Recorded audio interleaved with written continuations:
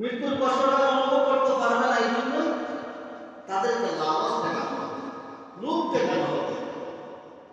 আল্লাহ কোরআনে ঘোষণা করেছেন, ইয়া আইয়াতুন নাফসুল মুতমাইন্না ইরজিই ইলা রাব্বিকি রাদিয়াতাম মারদিয়াহ ফাদখুলি ফি ইবাদি ওয়াদখুলি জান্নাতি। জান্নাতের লালচ দেখানো, রবের কাছে ডাকা হবে, তোমার জন্য আমার তৈরি, আল্লাহ তৈরি জান্নাত অপেক্ষা করতেছে, জান্নাতের সুখ কেমনটা তোমার জন্য পাগল হয়ে যাচ্ছে। তখন এইগুলি দেখিয়া সে মৃত্যুর যন্ত্রণা, মৃত্যুর কষ্ট সে চলে যাবে, চলে যাবে। মৃত্যুর যে কি ভয়াবহ কষ্ট একটু শোনেন। হযরত মরিয়ম আলাইহিস সালাম একজন পয়গম্বরের আম্মা। মরিয়ম আলাইহিস সালামের কথা আল্লাহ কুরআনে উল্লেখ করেছেন, সুবহানাল্লাহ। মরিয়ম আলাইহিস সালামের নামে আল্লাহর কুরআনের মধ্যে একটা সূরা নাযিল করা হয়েছে, দেখুন সুবহানাল্লাহ। একটা সূরা, সূরা মরিয়ম। ওই মরিয়ম আলাইহিস সালাম জঙ্গলের মধ্যে তার সন্তানকে বলতেছেন, বাবা কিছু ফল ফ্রুট নিয়ে আসো, নাস্তা তো করতে হবে। বালক ফল ফ্রুটের জন্য জঙ্গলের ভিতরে চলে গেছেন। আর এদিকে মরিয়ম আলাইহিস সালামের ঘরের মধ্যে হযরত আজরাইল আলাইহিস সালাম প্রবেশ করেছেন। মরিয়ম আলাইহিস সালাম আজরাইলকে দেখে একটু ভয় পেলেন, কারণ এমন মানুষ আমি কোনো সময় দেখেন, বড় বড় চোখ, বড় মাথা, অনেক সালাম ভালো মানুষের উত্তরে যখন ঢুকছে, মরিয়ম আলাইহিস সালাম একটু ভয় পেয়ে গেলেন। মরিয়ম আলাইহিস সালাম ওই লোকটাকে ডাক দিয়ে বলে, তুমি কে? কোথায় তোমার বাড়ি, কোথায় বল, আমার কাছে কেন আসলে?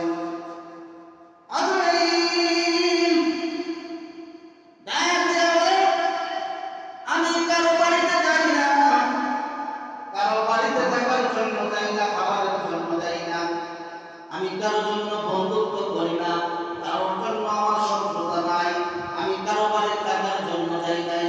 আমার নাম হচ্ছে আজরাইল, মালাকুল মউত, আমি আসছি আপনার জান কবজ করার জন্য। জোরে জোরে বলুন সুবহানাল্লাহ। দেখেন কত বড় একজন পয়গম্বরের আম্মা, পয়গম্বরের আম্মা আজরাইল আলাইহিস সালামকে বললেন, আমার জান কবজ করার জন্য আসছে, তাহলে আমাকে একটু সময় দেওয়া যায় না? কারণ আমার বালক, আমার সন্তান জঙ্গলের ভিতরে চলে গেছে ফল আনার জন্য। সে আসুক, তার কাছে আমি কিছু কথা বলি, শেষবারের মতো একটু দেখি, নসিহত করা কিছু কথাবার্তা আমার সন্তানকে বলি। আজরাইল আলাইহিস সালাম বলেন, এই ক্ষমতা আমার নাই, কারণ আমাকে আল্লাহ এই ক্ষমতা দেন নাই। আমাকে আল্লাহ কোনদিন মানুষের জান কবজ করার জন্য ঠিক টাইমে অর্ডার দিয়ে থাকেন। তোমাকে সময় দেবে না, সেটা আমি আজরাইল করতে পারবো না। আল্লাহর কাছে বলেন, আল্লাহর কাছ থেকে যদি তুমি অর্ডার নিয়ে আসতে পারো, তাহলে আমার কোনো বাধা নাই, নতুবা একটা সেকেন্ডের সময় আমি তোমাকে দিতে পারবো না। আল্লাহ পয়গম্বরের আম্মা, যার নামে সূরা নাযিল হয়েছে কোরআনের মধ্যে, সূরা মরিয়ম। অসংখ্যবার মরিয়ম আলাইহিস সালামের কথা কোরআনের মধ্যে আসছে, কিন্তু তাকে একটা সেকেন্ডের সময় আজরাইলের কাছে চাচ্ছে। আজরাইল বলে, সে ক্ষমতা আমার নাই, কারণ সে ক্ষমতা হচ্ছে আল্লাহ, আমি তোমাকে ক্ষমতা দিতে পারবো না, আল্লাহ যদি না দেন। মরিয়ম আলাইহিস সালামকে সেই সুযোগটা দেওয়া হলো না। আজরাইল আলাইহিস সালাম মরিয়ম আলাইহিস সালামের জান কবজ করে নিয়ে গেলেন, চলে গেলেন। তার বালক ফল ফ্রুট নিয়ে আসলো, আয়েশা দেখে তার মা ঘুমিয়ে আছে। বাচ্চা মানুষ ভাবলো মা মনে হয় ঘুমিয়ে আছে, মাকে ডাক দেয় নাই। অনেক সময়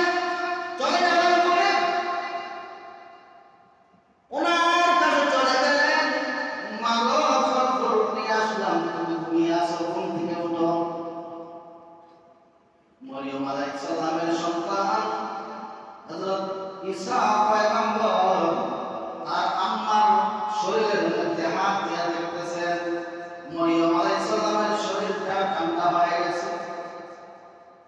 তখন বুঝতে পারলাম হায়রে আমার আম্মা দুনিয়াতে নাই, দুনিয়া থেকে চিরদিনের জন্য বিদায় হয়ে গেছেন।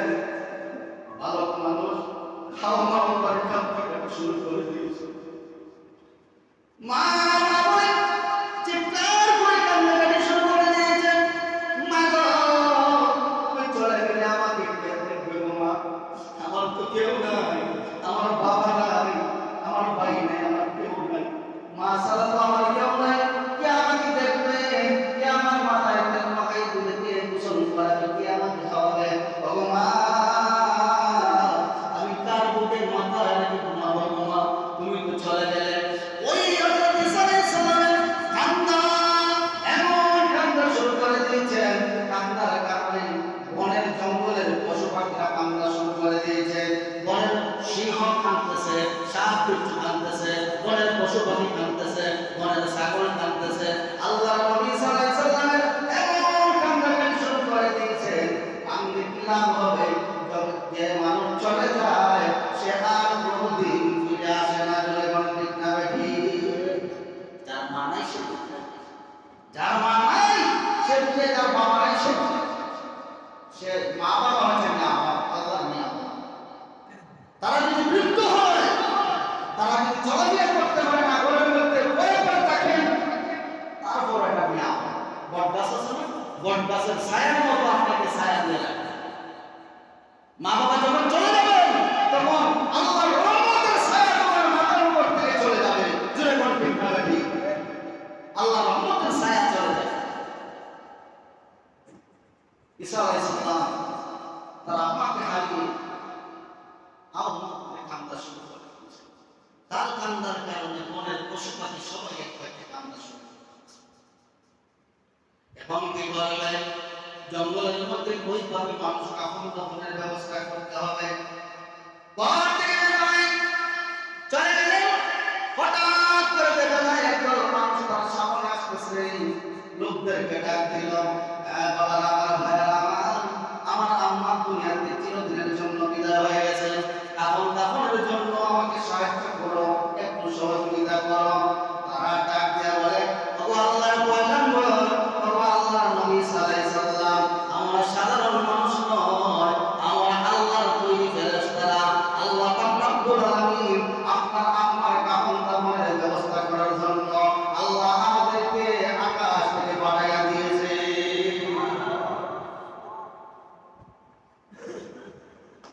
আল্লাহ পাঠাইছে, কাফন দাফনের ব্যবস্থা করা হলো। কবরের পাশে দাঁড়াইয়া আল্লাহর নবী সাল্লাল্লাহু আলাইহি সাল্লাম দুইটা হাত আল্লাহর কাছে বাড়াইয়া কাঁদে, ওগো মাবুদ আমাকে দুইটা মুআজিজার মালিক আল্লাহ তুমি বানাই দিয়েছো।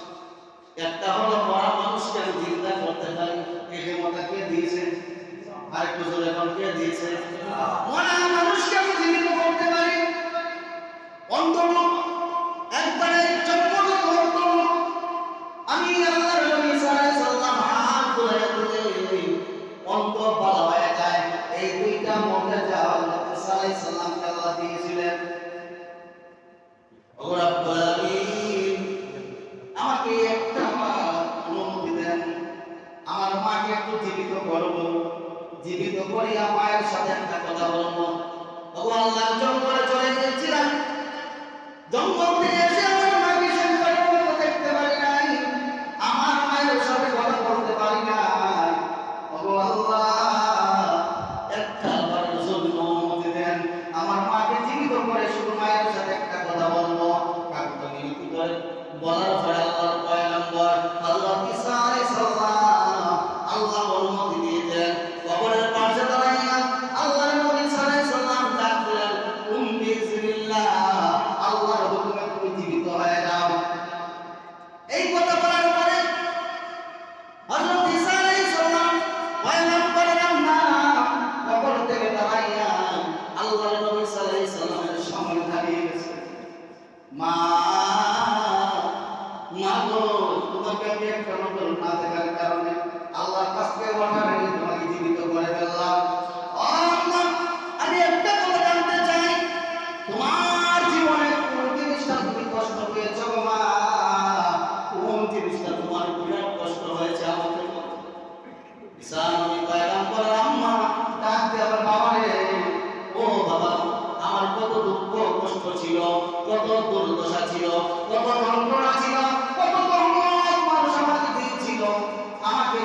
ধরনের তহমত দিয়েছিল। ঈসা নবী যখন পৃথিবীতে এসেছিলেন তখন পাড়া প্রতিবেশীরা কাফের কুফার বেঈমানের বাচ্চারা নানাভাবে মরিয়ম আলাইহিস সালামকে তহমত দিতে লাগলো। এই সন্তান কোথায় থেকে নিয়ে আসলো, নানান ধরনের তহমত দিতে লাগলো। কাফের কুফার সবাই একত্রিত হইয়া যখন বলল এই সন্তান কোথায় থেকে নিয়ে আসতে, বলো আল্লাহর নবীর আম্মা, আল্লাহর পয়গম্বরের আম্মা ডাক দিয়া বলেন, এই ওলির বাচ্চা কাফের কুফাররা, তোমরা আমাকে জিজ্ঞাসা করে কেন? আমার দুধের বাচ্চাকে জিজ্ঞাসা করো, আমার দুধের বাচ্চা সেই প্রশ্নের জবাব দিয়ে দিবে। সুবহানাল্লাহ। দুধের বাচ্চাকে কথা বলতে পারে, আল্লাহ চাইলে সব পারে, আল্লাহ ইচ্ছা করলে সব কিছু করতে পারে। এ বদর পর জুলম ফয়দা গুনা তফলে আদর মেহদে গোয়া ওয়া বে বদর পর জুলম ফয়দা গুনা তফলে আদর মেহদে গোয়া ওয়া আল্লাহ পাক রব্বুল আলামিন ইচ্ছা করলে দুনিয়ার সৃষ্টির কথা বলাতে পারেন। আল্লাহ পাক রব্বুল আলামিন ইচ্ছা করলে মাসুম বাচ্চা দুনিয়ার বাচ্চাকে কথা বলাতে পারেন। আল্লাহ রাব্বুল আলামিন ইচ্ছা করলে বিনা বাবাসের সন্তান জন্ম দিতে পারেন। আল্লাহ নবী সাল্লাল্লাহু আলাইহি সাল্লাম এই কথাই বললেন, ও মা, ওই বাচ্চা সাথে সাথে ওই কাফের কুফারদেরকে স্পষ্ট ভাবে বলেছিল, প্রশ্নের জবাব দিয়েছিল, লা ইলাহা ইল্লাল্লাহু ঈসা রাসূলুল্লাহ। আমাকে আল্লাহ পয়গম্বর হিসেবে পাঠিয়েছেন, বিনা বাপে আল্লাহ আমাকে পৃথিবীতে পাঠাইয়া এটা জগৎবাসীকে জানাই দিতে চেয়েছেন, আমি আল্লাহ ক্ষমতাবান, আমি আল্লাহ সর্বশক্তিমান, আমি আল্লাহ সবকিছুর মালিক, আমি আল্লাহ ইচ্ছা করলে বিনা বাবার সন্তান জন্ম দিতে পারি। জোরে জোরে বলুন সুবহানাল্লাহ। আমি সব কিছু করতে পারি। ওই বলতেছেন, বাবা রে, কত তহমত আমাকে দিল, কত কষ্ট করলাম, দুঃখ কষ্ট করলাম, কোনো কিছুই আমার কষ্ট লাগে নাই, কিন্তু মরণের যে কষ্ট, মরণের যে যন্ত্রণা, এই কষ্ট আমি কোনোদিন বলতে পারবো না। আল্লাহ নবী সাল্লাল্লাহু আলাইহি সাল্লামের আম্মা, পয়গম্বরের আম্মা, উনি যদি কথা বলেন তাহলে যে মরণের যে কষ্ট, যত কষ্ট আমি করেছি এর তুলনায় কিছু না, মরণের কষ্টটা আমি বলতে পারবো না। এই জন্য যে নবীজির উসিলায় আল্লাহ পাক রব্বুল আলামিন তামাম জাহান বানাইছেন, আসমান জমিন চন্দ্র সূর্য লোহে মাহফুজ কোন কায়নাত বানাইছেন, ওই নবী অসুস্থ আম্মা জান আয়েশা সিদ্দিকা রাদিয়াল্লাহু তাআলা আনহা বলেন,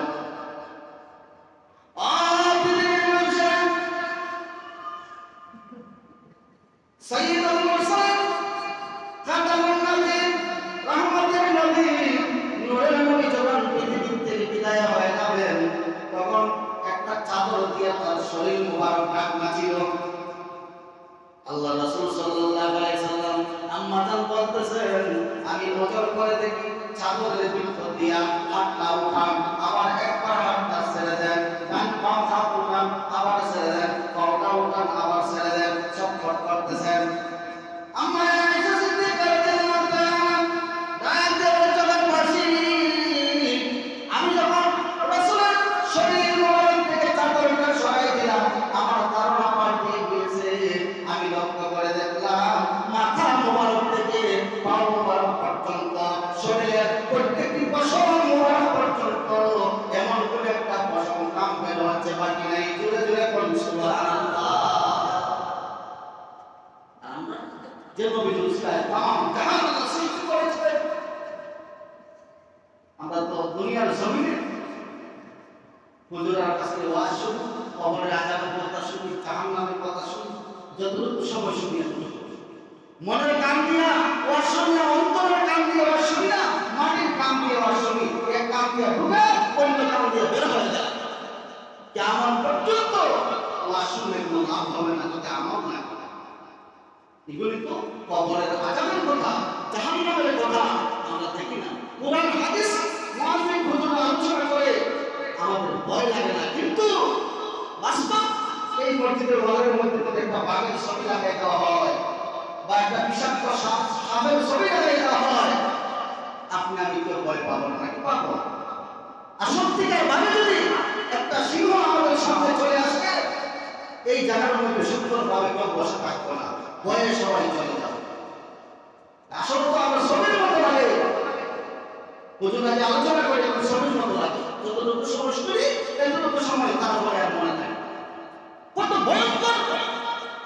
পয়গম্বর আল্লাহ বলেন যে মরণ মৃত্যুর কষ্ট হতো, এর চেয়ে বেশি কষ্ট আমি আর কোনো সময় পাই না। তাহলে আমাদের বেলায় কি হবে? আল্লাহ নবী সাল্লাল্লাহু আলাইহি সাল্লাম অসুস্থ অবস্থায় যখন পড়ে আছেন, হঠাৎ করে আজরাইল তার সামনে চলে আসছে, দরজার সামনে। আল্লাহ রাসূল বুঝতে পারলেন আজরাইল আলাইহিস সালাম চলে আসছেন। তার কলিজার টুকরা মেয়ে ফাতেমাকে ডাক দিয়ে বলেন, ফাতেমা গো, দরজার সামনে থেকে কে যেন আমাকে সালাম জানায়, বারংবার আমাকে সালাম জানাইতেছে, আমার রুমের ভিতরে ঘরের ভিতরে ঢোকার অনুমতি চাচ্ছে। ফাতেমা একটু দেখো। ফাতেমা রাদিয়াল্লাহু তাআলা দরজার ফাঁক দিয়ে দেখলেন, এমন একটা মানুষ পৃথিবীতে আর কোনোদিন দেখবেন না। মক্কার মধ্যে মদিনার মধ্যে কোনোদিন এমন মানুষ দেখেন নাই। মাথাটা বড়, চোখটা বড় বড়, অনেক লম্বা। ফাতেমা দেখলেন আজরাইল আলাইহিস সালাম তো প্রকাশিত হন নাই, আপনাদের সবার সামনে চলে যান, কবজ করে নিয়ে যাবে, কেউ দেখতে পারবে না, নাকি পারবে? আল্লাহ রাসূলকে বললেন, দেখো দরজার সামনে কি আমাকে সালাম দিচ্ছে।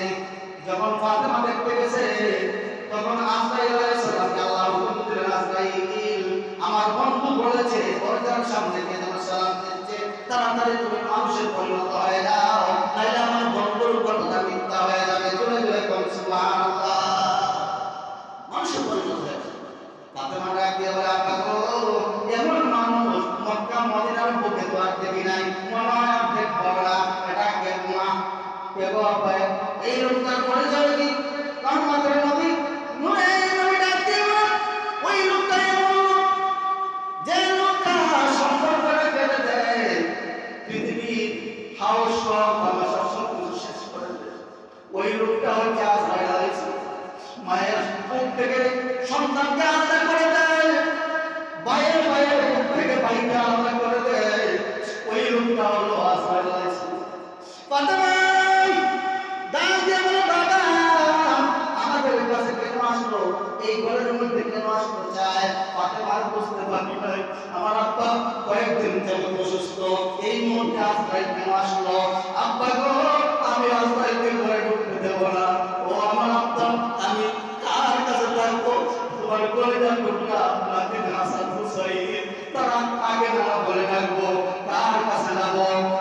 ও বাবা, আমার দুইটা সন্তান যদি 2 দিন 5 দিন 7 দিন যাবত সুরের মধ্যে আগুন জ্বলে নাই, তাদেরকে আমি খাদ্য খাবার দিতে পারি নাই। ও বাবা, ওই হাসান হুসাইন তোমার দুইটা নাতি যখন দৌড়াইয়া তোমার কাছে চলে যেত, তোমার সুন্দর নুরানি চেহারার দিকে তাকাইলে আমার প্রিয়টা সন্তানের পেটের বুক মাটি হয়ে যাইত। জোরে জোরে কোন সুবহানাল্লাহ।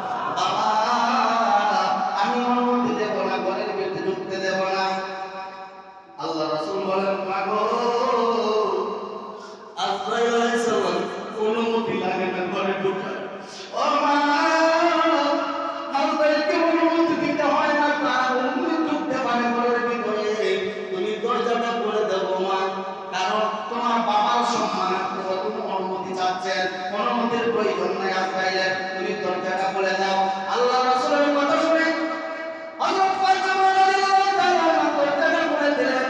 দরজাটা খুলে দেওয়ার পরে আজরাইল আলাইহিস সালাম আয়েশা আল্লাহ রাসূলকে সালাম দিলেন, আসসালামু আলাইকুম ইয়া রাসূলুল্লাহ, আসসালাতু ওয়াসসালামু আলাইকা ইয়া হাবিবাল্লাহ, আসসালাতু ওয়াসসালামু আলাইকা ইয়া শাফিউল মুযনিবিন, আসসালাতু ওয়াসসালামু আলাইকা ইয়া রাহমাতাল লিল আলামিন। ও আল্লাহ রাসূল, ও রহমতের নবী, ও নূরের নবী, আল্লাহ আমাকে পাঠাইছেন। আপনি যদি থাকতে চান তাহলে পৃথিবীতে থাকবেন, আল্লাহ হায়াত বাড়াই দিবেন। আর যদি না থাকতে চান তাহলে আমি আপনাকে নিয়ে নিতে আসছি, আমার সাথে চলে যেতে হবে। জোরে জোরে বলেন সুবহানাল্লাহ। বাবারা আমার, ভাইয়েরা আমার, তখন ফাতেমা রাদিয়াল্লাহু তাআলা ডাক দিয়ে বলেন, উনি মালাকুল মউত, ইন্নাকা মাইয়িতুন ওয়া ইন্নাহুম মাইয়িতুন। উনি মালাকুল মউত, আপনি থাকতে ছেড়ে থাকতে পারবেন, শুধু একটা আপনার জন্য, পৃথিবীর আর কারোর জন্য নয়। জোরে বলেন না সুবহানাল্লাহ। পৃথিবীর আর কারোর জন্য নয়, শুধু আপনার জন্য। কারণ আপনার মান, সম্মান, শান, শৌকত আল্লাহ পাক রব্বুল আলামিন, আল্লাহর পরে तमाम পৃথিবীর কারোর সাথে তুলনা হয় না। জোরে জোরে বলেন সুবহানাল্লাহ। আল্লাহর পরে রাসূলের মর্যাদা, শান, শৌকত পৃথিবীর কারোর সাথে তুলনা দিলে তার ঈমান থাকবে না। শুধু একমাত্র আপনার জন্য আল্লাহ অনুমতি ছেড়েছেন। যদি আপনি পৃথিবীতে থাকতে চান থাকবেন, আর যদি না থাকতে চান তাহলে চলে যাবেন। অনুমতি চাচ্ছেন। আল্লাহ রাসূল বলেন, মাগো শুধু তোমার আব্বার বেলায় শুধু এটা, আর পৃথিবীর কারো বেলায় না। তখন আজরাইল আলাইহিস সালাম বলেন, ভাই আজরাইল একটু অপেক্ষা করো, একটু অপেক্ষা করো। জিবরাইল অপেক্ষা করতেছে, জিবরাইল আসো, জিবরাইল আসো। তখন জিবরাইল আলাইহিস সালাম আসলেন। আল্লাহ রাসূল জিজ্ঞাসা করলেন, ভাই জিবরাইল, আজরাইল আলাইহিস সালাম আসছেন আমাকে নেওয়ার জন্য, এবং তোমার মতামত কি? তখন সাথে সাথে আজরাইল আলাইহিস সালাম আল্লাহর মহাগ্রন্থ আল কুরআন থেকে একটা আয়াত তেলাওয়াত করে শোনালেন, ইন্নাকা মাইয়াতু ওয়া ইন্নাহুম মাইয়াতুন। ও রাসূল, প্রত্যেকটি মানুষ মৃত্যুশীল, তোমার শত্রুরা আছে তারাও মৃত্যুশীল, পৃথিবীর সবাই মৃত্যুশীল, মরণের শ্বাস গ্রহণ করতে হবে সবাই, কেউ থাকতে পারবে না। এই আয়াত শোনার পরে আজরাইল আলাইহিস সালামকে আল্লাহ রাসূল অর্ডার দিয়ে দিলেন, আমি চলে যেতে চাই। জোরে জোরে বলেন সুবহানাল্লাহ। বাবারা আমার, ভাইয়েরা আমার, রহমতের নবী, নূরের নবী এই কথা শোনার পরে হাউ হাউ করে কাঁদতেছে, জোর জোর করে চোখের পানি ছাড়ছে। আজরাইল আলাইহিস সালাম বললেন, আমি কি কোনো বেয়াদবি করেছি? আপনি কাঁদলেন কেন? আপনি কি ফাতেমার জন্য কাঁদতেন নাকি? আল্লাহর রাসূল ফাতেমার জন্য শুকর আল্লাহ দিয়েছেন। পৃথিবীর যত রমণী আছে সমস্ত মহিলাদের সন্তান আপনার মেয়ে ফাতেমাকে আল্লাহ বানাই দিয়েছেন। জোরে জোরে বলুন সুবহানাল্লাহ। ফাতেমার জন্য চিন্তা করেন। ও না, আমি ফাতেমার জন্য কাঁদছি না। তাহলে কার জন্য কাঁদেন? কিসের দুঃখ, কিসের বেদনা? তাহলে কি হাসান হুসাইনের জন্য কাঁদবেন? আল্লাহ রাসূল বলেন, আমি হাসান হুসাইনের জন্য কাঁদছি না। কারণ আজরাইল বলে হাসান হুসাইনকে তো যুবকদের সর্দার, জান্নাতের সর্দার আল্লাহ বানাইয়া দিয়েছেন। তাহলে কি হাসান হুসাইনের জন্য কাঁদেন? না, আমি হাসান হুসাইনের জন্য কাঁদি না, আমার ফাতেমার জন্য কাঁদি না, আমার পরিবারের জন্য কাঁদি না। আমি মরণের আগে শুধু কাঁদতেছি আমার গুনাহগার উম্মতের জন্য। জোরে জোরে বলুন সুবহানাল্লাহ। আর জন্য গুনাহগার উম্মতের জন্য আমি কাঁদি, আর কার জন্য কাঁদি? কেন গুনাহগার উম্মতের জন্য কাঁদেন আপনি? উম্মতের সালাম তো ফেরেশতারা পৌঁছাই দিবেন, যার যার দায়িত্বে আছে কেউ কি করবে, তারা তো ভালো থাকবে না। উম্মতের নবী ডাকতে হবে, এনার জন্য আমার মনটাকে বোঝাতে পারি না। কারণ আপনার একটা সন্তান যদি ইংল্যান্ড থাকে, আমেরিকা থাকে, লন্ডন থাকে, ওই সন্তানকে যদি আপনি মনে করেন সন্তানটা ভালো আছে, সুস্থ আছে, সব ঠিক আছে, তখন সন্তানের মা বাবা আপনি মনে মনে সান্ত্বনা দিবে, খাইলে আমার সন্তান তাহলে ভালো আছে, এটাই যথেষ্ট। আমার সন্তান টাকা পয়সা দিতে হবে না, কোনো কিছু দিতে হবে না, সুস্থ অবস্থায় লন্ডনে আছে, কানাডায় আছে, এটাই আমি সুস্থ। জোরে কোন ঠিক না বেবি? রহমতের নবী নূরের নবী আপনি বলেন, আরে আজরাইল, আমি কাঁদছি রে।